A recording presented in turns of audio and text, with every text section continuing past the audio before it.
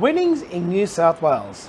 How much do we actually know what's involved in them and the effect that COVID has caused not only our brides and grooms, but the vendors themselves? I'm Joe Demento, and on this week's special episode of The Wedding Master, we have the opportunity to hear from some of those couples as well as our vendors. It's January 8th here in Sydney, and the current restrictions on weddings stands at 100 guests per wedding, with only minimal members of the bridal party allowed to dance. Some of the couples that you'll hear from today have already moved their weddings up to 3 times from last year, when the restrictions were the same as they are today. But things are different now. COVID, as much as it is infectious, the governments have done really well in implementing measures to stop the spread. People are freely able to walk around, attend sporting events, shopping centres, rallies, and even corporate functions. But it always seems that the wedding industry is first to receive the restrictions and last when it comes to easing.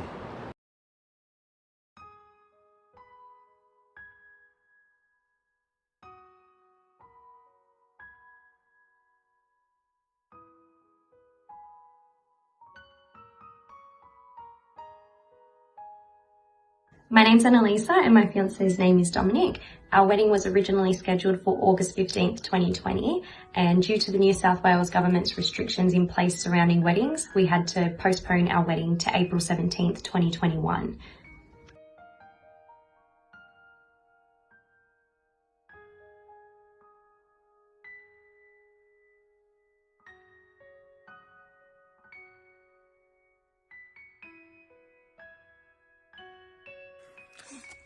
Hi everyone, my name is Cameron Kolevsky, here with my beautiful fiancée Jessica Jovanov. This is our third attempt at a date for our wedding, Jess. It's been. We first planned to be married on the 1st of August last year, which seemed like at the time an eternity away.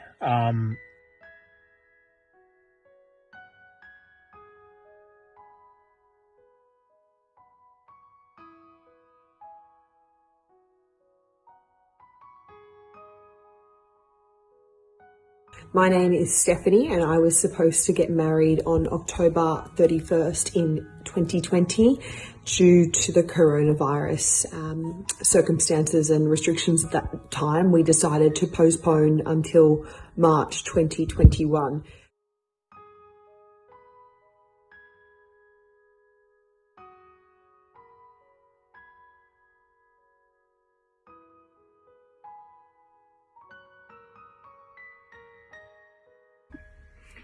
Hi, my name's Kirsty and I'm a New South Wales bride who has been affected by the COVID-19 pandemic. Our original wedding date was on the 18th of July 2020. Back in April, we decided to postpone our wedding until the 17th of July 2021.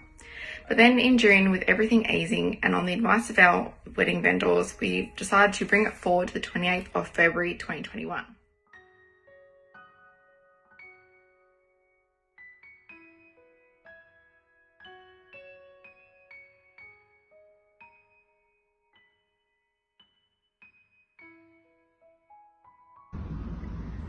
Hi, my name is Maria Fresnel. I own Roman and French. We are a small family-owned business in the wedding industry.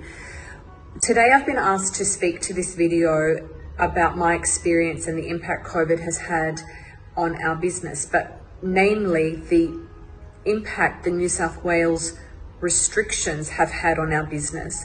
COVID has impacted everybody, that goes without saying, but the New South Wales restrictions per se for the wedding industry have impacted us and our clients significantly.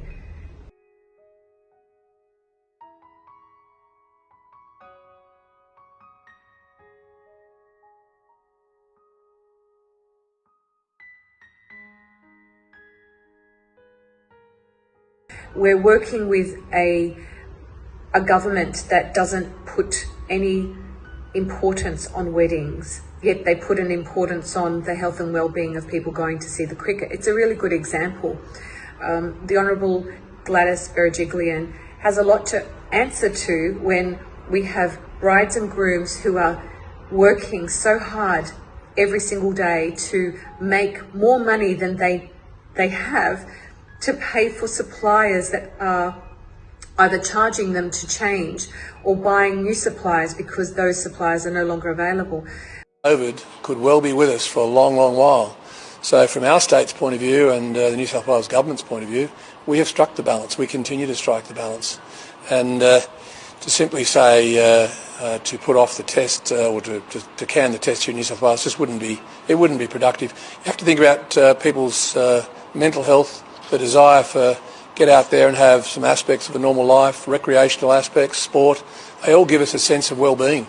And particularly as Minister, Health Minister, I see some of the negative aspects of that very closely. Reports come to my desk on very sad outcomes when people's mental health suffers. It's taken a strong emotional toll on us, and we have just been living every single day on edge.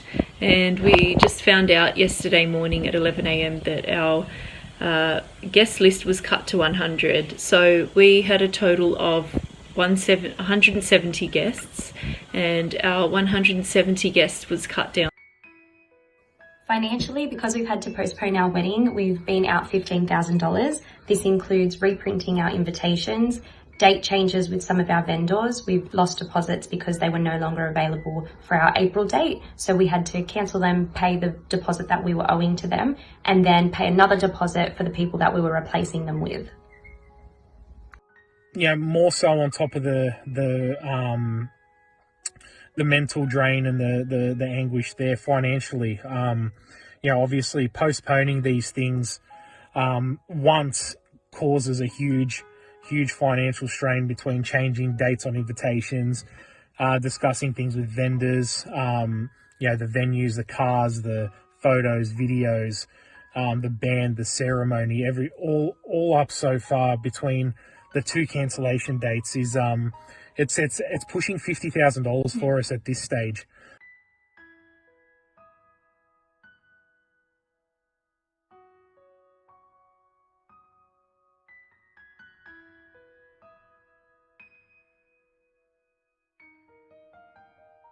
Since our original wedding date in August, my fiance's grandfather has passed away. He fell ill in October and passed away on December 30th. Now at our April date, he's not going to be there and nothing can change that. Whilst I fully understand and appreciate that this is a pandemic and it's a once in a lifetime, or once in 100 years event, I strongly feel as though the restrictions and the discrimination against weddings is really uncalled for and really extreme. I would like the New South Wales government to consider the mental health impact, the financial impact, the emotional impact that these up and down restrictions are having on brides, grooms, vendors, suppliers across the state. In terms of cultural and religious significance, my fiance and I are both of the Coptic Orthodox faith, and what that means is that we are unable to live together or travel together until we're married. This might not sound bad in theory, but in reality, this can severely impact on mental health and well-being of couples, which has definitely happened in our case.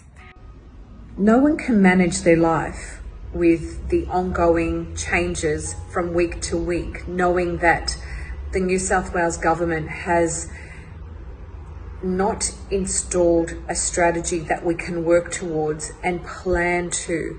That would be the biggest challenge brides and grooms, families and businesses have, that we can't plan ahead.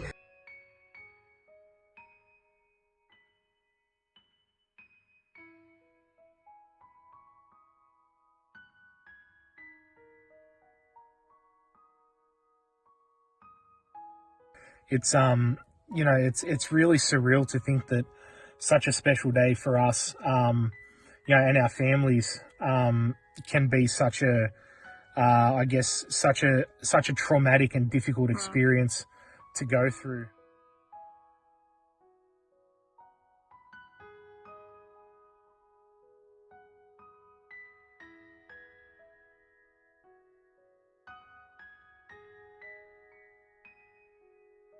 Please, New South Wales government, please, Gladys, please, please, please treat weddings as significant events.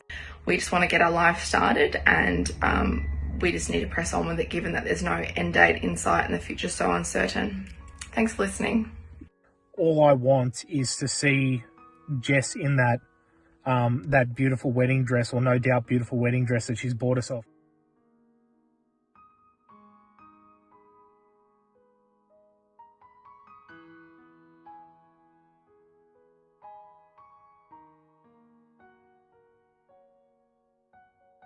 Bottom line is, New South Wales government, please, we are begging you to install a strategy that we can all work towards.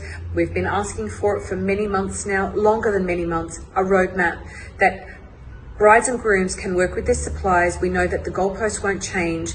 And if COVID gets worse within Australia, it means that we have a strategy to coexist with COVID. To ask a bride to walk down the aisle with a mask on is absolutely absurd. She should be exempt. So should her bridal party. To walk in on the most amazing day of her life without a mask.